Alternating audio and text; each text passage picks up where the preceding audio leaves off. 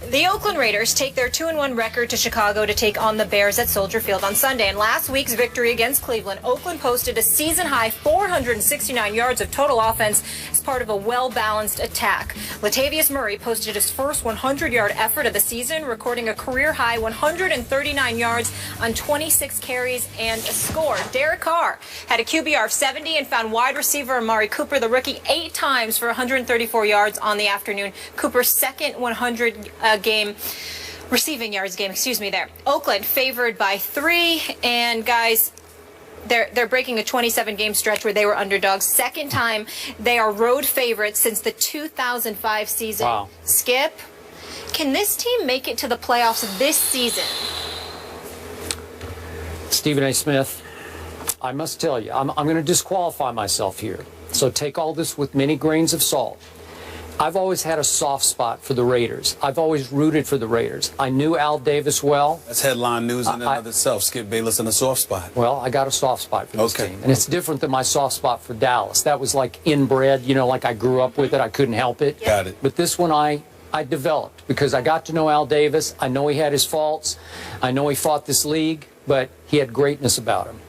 And it does my heart good that this team is on the way up. It is going nothing but north. And I think this team is becoming already the second best team in that division and the biggest threat to Peyton's team in Denver. I'm not saying they're going to win the division, but I will go this far. And now I'm speaking strictly with my heart. I went through their schedule before the show. Best case, I can give this team 10 wins, 10-6. Now, that would be a story. That could be the story of the year in pro football, right? It would be the story of the year. Now, realistically, I could go 8-8. That would be a pretty good story. Now, that's not going to get you in playoff contention, probably, but 8-8 would be pretty good. Now, why do I think that? I'm also a Jack Del Rio fan because I covered him when he was a player. He is a really solid, good head football coach and a defensive coordinator. And I think he's doing wonders with this defense as well as being the head coach, giving this team some stability at the top that it has not had before. Derek Carr, last year as a rookie, was often awful. I'll be the first to tell you. I had some doubts last year when he finished in QBR 36th out of 42 ranked quarterbacks, 36th to 42nd. This year, he's up to 7th in QBR, with a QBR on a scale of 0 to 100 of 76. Now, that's pretty good, and it's showing progress. And I'm liking what my eye test is telling me about Derek Carr. Got it. He's looking like the best quarterback in that class. Johnny was in his class, Johnny Manziel. I'm waiting to see. I hope Johnny can land somewhere else and get a fresh start. We'll see how that plays out. Yes, we will. But in this case, Amari Cooper is a stud. We knew he was going to be a stud, and he is helping Derek Carr immensely, just the way we've seen Megatron help a Matt Stafford, and now we're seeing Julio help Matt Ryan.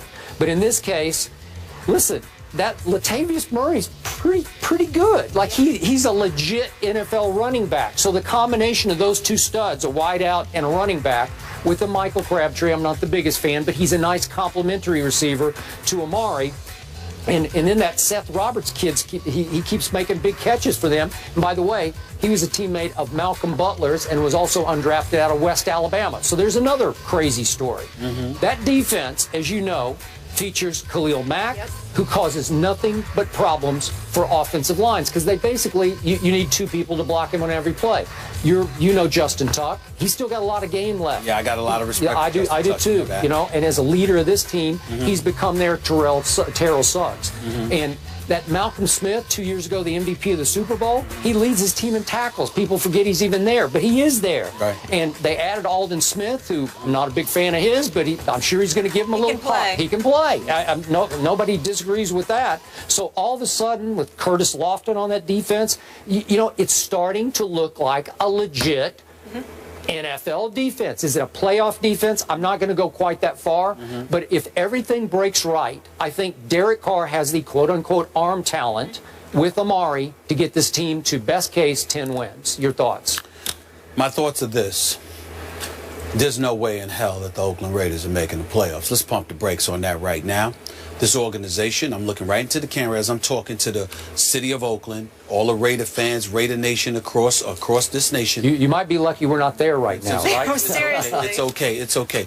You're not You're going. repping their colors, too. You're not going to the playoffs. You can scratch that. Dream on. The fact is that when you look at the Oakland Raiders, they are to be applauded. In over the first 3 years under the era of Reggie McKenzie, the GM, who I have chided on many occasions, because let's call it what it is. You got to do the job. I knew you weren't going to be great or whatever, but you didn't have to look as bad as you looked. You were 11-37 over the first 3 years at the helm. Outside of the 2010-2011 season, primarily with Hugh Jackson, you had back-to-back 8-8 seasons. With the exception of that, the other 10 years, you have never won more than 5 games in a season from 2003 through last season, with the exception of those 2 8-8 seasons, and you got rid of Hugh Jackson when you came there, which to me was a mistake on the part of Reggie McKenzie. Having said all of that, I love the talent that they have. I like Derek Carr. I like him a lot. I'm looking at some of these numbers right here. 726 yards on the season, completing 63% of his passes. Only 1 interception thus far. I'm looking at the Latavius Murray for 248 yards, 4.8 yards a carry. Good. The kid is impressive, but I'm going to tell you. Catches out of the back. He does. But I'm going to tell you what also makes me feel good. He's got 11 receptions out of the backfield as well. But this is what makes me feel good about Oakland. Offensively, Skip Bayless, they've only surrendered 1 sack. 1. And when you look, and I pay attention to this, when you're not allowing sacks, and I see a running game that's averaging over 4 yards, to me, you are doing your job as an offensive line, not just run blocking, but pass blocking as well. And I think that is a very, very big deal, because to me, how can Amari Cooper be who he is? How can Michael Crabtree, who's doing a good job, looks better this year in Oakland than he's looked the last 2 in San Francisco, 18 receptions thus far, 184 yards. Amari Cooper is a rookie. A rookie, Skip, knows how to route run, has great hands, no doubt. has an NFL body, very, very impressive, and relatively cool, mild-mannered, and incredibly humble, which I think helps in the black hole, okay? Sure. So I'm looking at all of that with Latavius Murray, and I'm thinking about that offensive line that is clearly doing its job, and I think they deserve a lot of credit. Here's my problem with Oakland. You rank 30th defensively overall and 28th against the pass. And I'm looking at a team that has a combined 5 sacks in 3 games. 5. That's it. I'm looking at a Khalil Mack, who does lead the team in sacks with 2, but he literally has 7 tackles. I'm looking at an Aldon Smith. I get it, and I know Malcolm Smith is leading the way, and I respect that. But if you're not sacking anybody, okay, because 5 sacks in 3 games ain't that much. If you're not sacking anybody, if you're not getting to the quarterback, and on top of that all, your Achilles heel is your pass defense. How you can get to the quarterback, how you can sit there and defend against the pass. Then I got issues with you, because this is the West that we're talking. I'm sorry, this is the AFC West, and this is the AFC overall that we're talking about. And last but not least, then we get to the schedule. Congratulations, y'all. We'll go up to 3-1, because after all, you're playing the Chicago Bears. Hope Jay Cutler comes there, because that'll make it even better for you. Let me throw that out there. But outside of Chicago, Jimmy Clausen? You know what? Listen, Come on. let me tell you something right now. Jay Cutler. Wait, would you rather play Jimmy Clausen or Jay Cutler? It depends. It does not depend. I'm going to tell you what it depends on. I'm going to tell you what it depends on. As bad as Jimmy Clausen is, because of a talent perspective, we just don't listen. All he has to do is not turn the ball over. In the case of Jay Cutler, you have to pray, number 1, that he won't turn the ball over, but number 2, and more importantly, is he interested in playing this Sunday? When he's interested in playing, here we go again. But when he's not, this that's what it is. Gratuitous. So, yes, it is. It's completely gratuitous. Yes, it is. But let me get to the schedule. After you go up 3-1, I mean, I'm just playing around, because Chicago's defense could do some things. But let's say you go 3-1. Then after that, you got Denver. Well, wait, don't just gloss over it. Denver is coming to the black hole. I know that. You don't think that'll be a big game if they're 3-1? I think it'll be a big game. I just think they'll lose. I'm just talking about Oakland. I don't know. I'm not sure about you go ahead and pick Oakland in that game. I might. Be my guest. Be my guest. I dare you. Okay. I double dare you. But here's the deal. Then they got a road game at the Chargers. They got a home game at the Jets, which they could and should win. You got a road game against Pittsburgh. You got a home game against Minnesota, which you could and should win. Yeah. Then you got road games against Detroit and Tennessee. I think you could win both of them. I think you'll lose one. All you'll right. split, okay? You got Kansas City at home. Maybe. You got Denver on the road. You got Green Bay, San Diego, and Kansas City. I see the Oakland Raiders.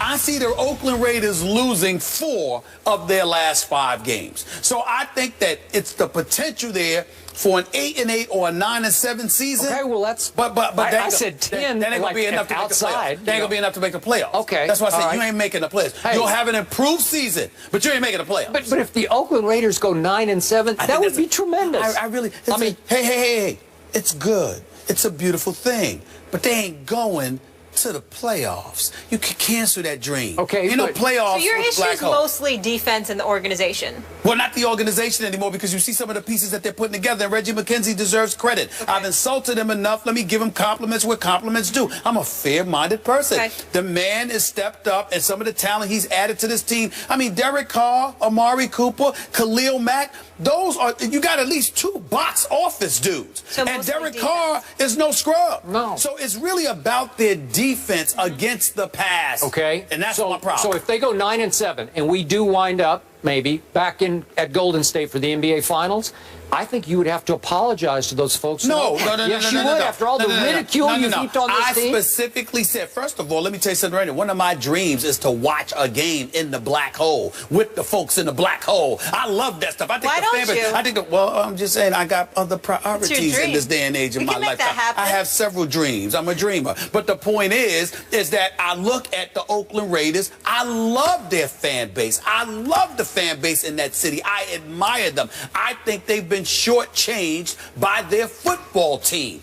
I think they're going in the right direction now. They deserve credit. I'm just saying, don't expect to be playing in January. Your last regular season game is January 3rd. Look forward to that game in January, because it will be your last game of the season. Well, that's nice. I mean, they're coming from nowhere near your ridicule them. I'm not ridiculing them. I'm just saying you're not going to the playoffs. Well, Skip Bayless trying to give you hope. I'm not. This ain't Christmas. Okay. This is October. This is the end of September. I'd say the odds are way in your favor on this. This ain't Christmas. To say they're not going to make the playoffs. I'm not interested in giving out gifts. They ain't going to the playoffs. Can I say one thing, though? That first game they lost, we all seem to forget that Derek Carr went down in the second quarter. He did. Okay, we did. So it was a huge lopsided loss, but he wasn't playing. Yeah. That is very fair. A lot of people forget that. That is very fair. You ain't going to the playoffs. All right. All right? Let's not lie to the American public. Your quarterback situation now, okay? Ben Roethlisberger out, Michael Vick in. What do the guys expect from Vick while Roethlisberger is out? Ryan Clark knows a thing or two about the Steelers. What does he want? I think he spent 7 years with them. And what is he wearing today? Where is he? What's Ryan Clark wearing today? I don't know. Is GQ That's what I want to know.